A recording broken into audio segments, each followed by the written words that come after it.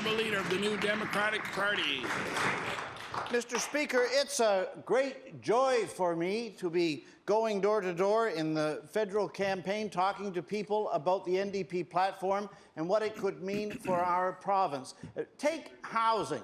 We know thousands of people are unable to stay in the places where they live. Thousands more are being pushed out of their neighbourhoods by the escalating process that's happening with house prices. But the NDP's federal platform calls for 500,000 units of affordable housing to be built. That'll be 13,000 new units on the market here in Nova Scotia. So I want to ask the Premier, does he agree with me that 13,000 new affordable housing units would be a wonderful thing for us here in Nova Scotia? The Honourable Premier. Thank you, Mr. Speaker. I want to thank the Honourable for the question. You would know prior to the federal election campaign, the Minister responsible for housing signed an agreement with the national government of over $400 million to make those investments in affordable housing across our province. We're going to continue to work with communities we've seen that are impacted.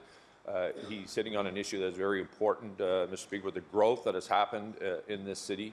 It has put pressure on affordable housing rents, why we brought in rent subs. And we know there's more work to do, Mr. Speaker, in collaboration with the city.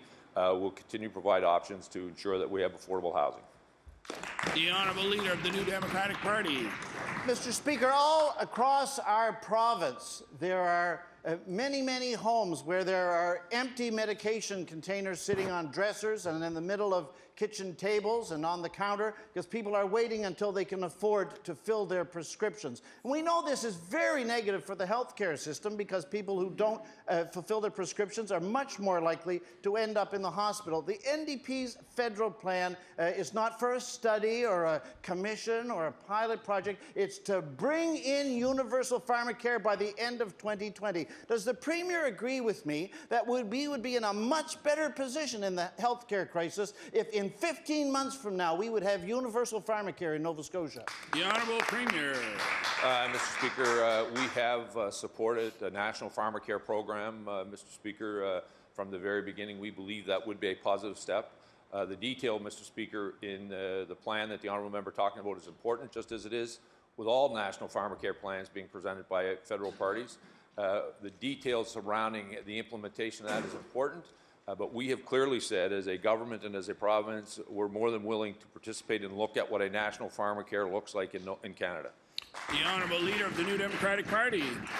Mr. Speaker, the highest cell and internet prices in all Canada, of all provinces, are paid here by our people in Nova Scotia. We pay the most for coverage that is subpar outside of the cities. The federal NDP's plan is to bring in a price cap on cell phones to see that cell phone prices can't exceed the global average. Does the Premier agree with me that people in Nova Scotia would have money to spend on an awful lot of other things if we weren't being nailed so badly on cell phone and internet charges? The Honourable Premier.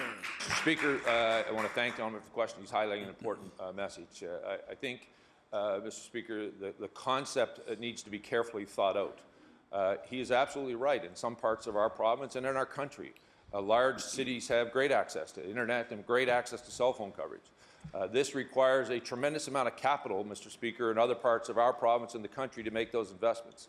Continuing to cap, Mr. Speaker, prevents that growth and investment in other parts. So what's missing from that is who's going to pay the difference. Who's going to pay that and how much public money is required to make that happen.